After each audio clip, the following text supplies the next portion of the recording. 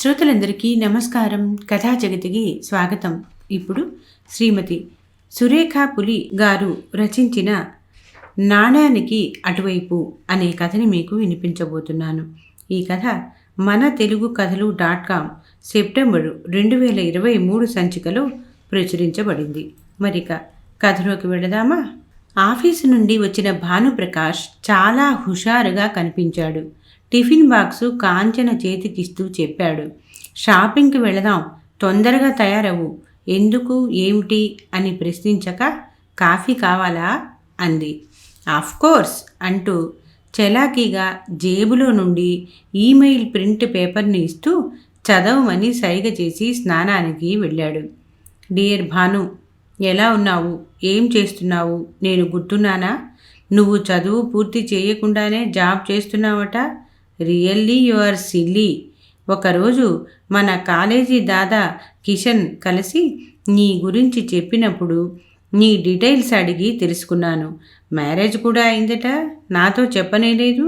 Anyways, congrats. ఇంతకీ అసలు విషయం, నేను మా వారు కలిసి పూణే వస్తున్నాం. మా వారికి కొంచెం బిజినెస్ పనుంది. మనిద్దరం ఫ్రెండ్స్ అని, కలిసి చదువుకున్నామని చెప్పాను. మా వారికి హోటల్ వసతి ఇష్టం, కానీ నేనే మీ ఇంటికే వెళ్ళాలని మొండి చేశాను. కొన్ని గంటలే కదా. ముఖ్యంగా నీ భార్యను చూడాలని చాలా ఉబలాటంగా ఉంది. చాలా అందంగా ఉంటుందట. నాకంటేనా? కిషన్ చెప్పాడు. ప్లీజ్ నీ డీటెయిల్స్ రిప్లై చెయ్యి. See you, bye. లీలారాణి. ఇందుక ఇంత సంతోషం? దువ్విన తలనే దువ్వుతున్నాడు. బాడీ స్ప్రేని తనకే కాకుండా కాంచన పైన స్ప్రే చేశాడు. భర్త పిచ్చి ఆనందం చూస్తూ ఉంటే భార్యకి చిరాగ్గా ఉన్నా పైకి మాత్రం మామూలుగానే ఉంది. ఎప్పుడూ ఏదో పోగొట్టుకున్న వాడిలా సీరియస్గా ఉండే భర్త అమాంతం లీలారాణి ఈమెయిల్తో కొత్త శక్తిని పుంజుకున్న ప్రవర్తనకి ఒళ్ళు మండిపోతున్నది. మేడం లీలారాణి తనకేమీ కొత్త కాదు. పెళ్ళైన కొత్తల్లో ఆయన గుక్క తిప్పుకోకుండా తెప్పుకొచ్చారు. అన్ని కోణాల్లో ప్రకాశించిన చదువుల దేవత సరస్వతీదేవి ప్రియురాలు లీలారాణి అనుగ్రహం దక్కలేదట. కానీ ప్రేమ చిగుర్చిన సమయంలోనే వీళ్ళిద్దరి పేర్లు వివాహ పత్రికలు అచ్చుగాకపోగా కాలేజీ గోడలపైన లిఖించబడ్డాయట. దురదృష్టవశాత్తు భానుప్రకాష్కి వ్యతిరేకంగా ఉన్న విద్యార్థులు చేసిన దుశ్చర్యకు బలయ్యి కాలేజీ నుండి వచ్చే అత్యంత తెలివిగల విద్యార్థుల జాబితాలోని స్కాలర్షిప్పు, ఉచిత విద్యా బోధన రద్దు అయిందట. ఆర్థికంగా స్తోమత లేని భానుప్రకాష్ కాలేజీ చదువులని కొనసాగించలేకపోయాడట. ఈ ఊహించని మలుపు తట్టుకోలేక లీలారాణి ప్రేమకు వీడ్కోలు చెప్పి ప్రతాప్ అనే ధనవంతుణ్ణి మరింత ధనం కట్నంగా ఇచ్చి జీవితంలో సెటిల్ అయిపోయిందట. ఇంటి భారం తనపైన పడినందుకు గత్యంతరం లేక ఎదుగు బొదుగు లేని ఉద్యోగంలో చేరాడుట. చేదునే ఎక్కువ చవి చూసిన భానుప్రకాష్ జీవితంలో ఇక రాజీ దశకి చేరి తనను పెళ్లి చేసుకోవాల్సి వచ్చిందట. సరైన పెళ్లి సంబంధాలు రాక, వచ్చినా కట్నాలకి తూగలేని పరిస్థితిలో కాంచన తండ్రి ముందు వెనుక పరీక్షించి సంబంధం ఖాయం చేశారు. అబ్బాయి తరపు వారి నుండి ఎటువంటి కట్న కానుకల కోరికలు, లాంఛనాల పట్టింపులు లేవు. కులం, గోత్రం, రాసులు కుదిరాయి అని కాంచన్ను పెళ్లికి ఒప్పించారు. కాంచన తనకంటూ ఒక ఛాయిస్ పెట్టుకోక పెద్ద చదువు, అంతకు మించి సంపాదన, లగ్జరీ కారు, బోలెడు బ్యాంకు బ్యాలెన్సు, మంచి పెంపుడు జాతి కుక్క, ఇలా ఎన్నో కలలకు పెద్ద సున్నా చుట్టి కాంచన భానుప్రకాష్ని పెళ్లి చేసుకుంది. చాలాసార్లు అడగాలనుకుంది, లీలారాణి పెళ్లి చేసుకొని సుఖంగా ఉంది, మరి మీరెందుకని నాతో ముభావంగా ఉంటారని. కానీ మాటలు పెదవి దాటక మౌనంగా ఉండిపోయింది. తనను భార్యగా ఎప్పుడు గుర్తిస్తాడో అని కొన్నాళ్ళు ఎదురు చూసి మానుకొని నిస్సారంగా, నిర్లిప్తంగా కాలం గడిపేస్తుంది. ఇప్పుడు ఈ ఒక్క గదిలో వచ్చే అతిథులతో ఎలా సర్దుకోవటం? కాంచనకి ఆ క్షణంలో చాలా ఇరుగ్గా తోచింది. అతిథులు రావటం అసలు ఇష్టం లేదు. కానీ తన అభిప్రాయాన్ని స్వేచ్ఛగా చెప్పలేని అశక్తత. ఆడవాళ్ల చీరల గూర్చి తెలియక కాంచన ఎంపిక చేయగా భానుప్రకాష్ షాపింగ్ పేరిట 3,000 ఖర్చు పెట్టి చీర కొన్నాడు. చీర నాణ్యత, రంగు, డిజైను అన్నీ నచ్చాయి.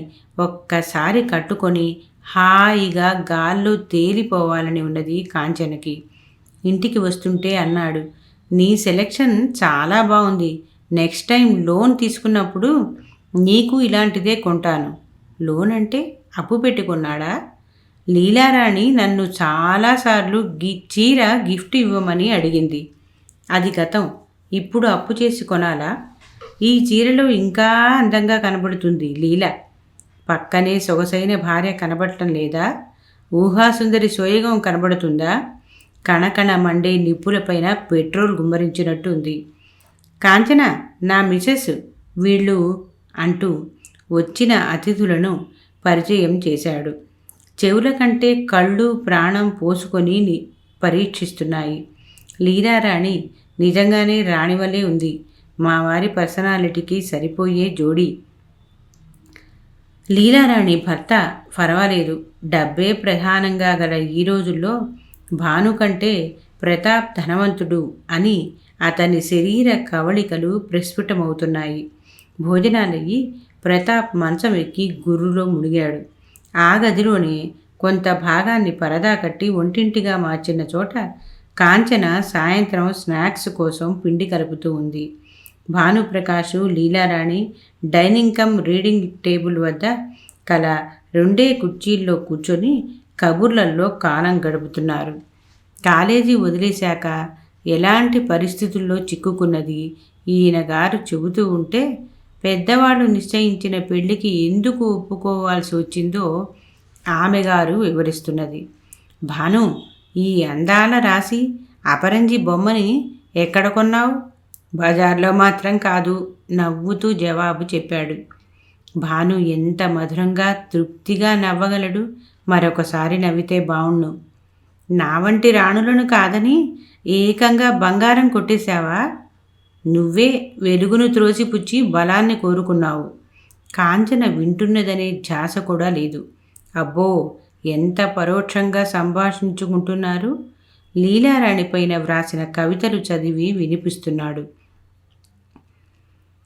రాణి నుండి ధారాళంగా వచ్చే సువాసనలు, వాటి చల్లదనం, రారాణి కోసం విశాల హృదయం నిండా పొంగి పొరలుతున్న ప్రేమ. భగ్న ప్రేమికుడు దుఃఖాన్ని దిగమింగి మళ్ళీ నవ్వాడు. ఈ మారు కాంచనకి భాను నవ్వు వెగటుగా తోచింది. ఆ కంఠంలోని సౌరభాన్ని నా ముందు నా కోసం వెదజల్లితే ఏం పోతుంది? భర్తగా ఆ మాత్రం చేయలేడా? టీల కార్యక్రమం అయింది. రేగుల షెడ్డుతో బాత్రూమ్గా నిర్మించిన చోట చిన్న గట్టు, పక్కనే సిమెంట్ తొట్టిలో నీళ్లతో కాంచన గిన్నెలు శుభ్రం చేస్తున్నది. కూరగాయల బండి వస్తే రేపటి కోసం కూరలు కొందామని భానుప్రకాష్ బయటికి వెళ్ళి బయట నుండి లోపలికి వస్తూ లీలారాణి మాటలు విని ఆగిపోయాడు.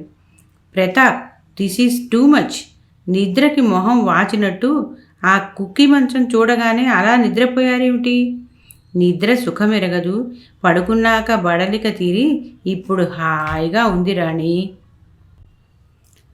పడుకోవద్దని కాదండి, కాస్త ఆ పర్సు తీసి జాగ్రత్త చేయాలని తెలియదా? ఊరికే అలా కోటు జేబులో పెడితే ఎలా? భానుతో మాట్లాడుతున్నానే కానీ. ఏమైంది? ఎవరైనా పర్సు తీశారా? తీయలేదు.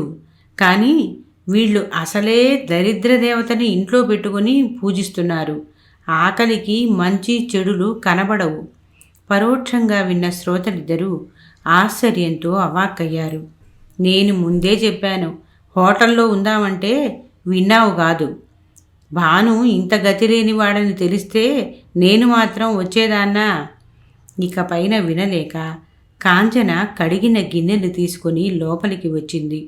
అర్థాంతరంగా మాటలు ఆగిపోవటంతో భానుప్రకాష్ కూడా లోపలికి వచ్చాడు.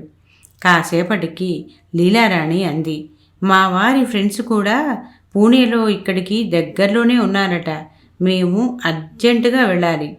భాను అభ్యంతరం చెప్పొద్దని పదే పదే అనుకుంది కాంచన. భానుప్రకాష్ మనసు ఉడికిపోతోంది. అంతకంటేనా? సరే మరి. అతిథులు వెళ్ళిపోయారు. కాంచన ఇష్టపడి ఎంపిక చేసిన చీరను భానుప్రకాష్ కాంచన భుజాల చుట్టూ కప్పి భుజాల్ని పట్టుకొని కళ్ళల్లోకి చూశాడు. మెత్తగా, హాయిగా మెడను తగులుతున్న చీర. భాను చేతుల్లో తను. ఎంత ధైర్యంగా ఉంది. కళ్ళు పైకెత్తి చూసింది. ఏ భాషకు అందని భావాలు భాను కళ్ళల్లో ప్రకాశిస్తున్నాయి. ఆ వెలుగును సమీక్షిద్దామనుకున్న పెదాలు బంధింపబడ్డాయి. కథ సమాప్తం. ఈ కథ మీకు నచ్చినట్లయితే లైక్ చేయండి, షేర్ చేయండి, కామెంట్ చేయండి. అలాగే తప్పకుండా సబ్స్క్రైబ్ చేస్తారు కదూ. మరి ఉంటానండి, మీ భాగవతుల పద్మ.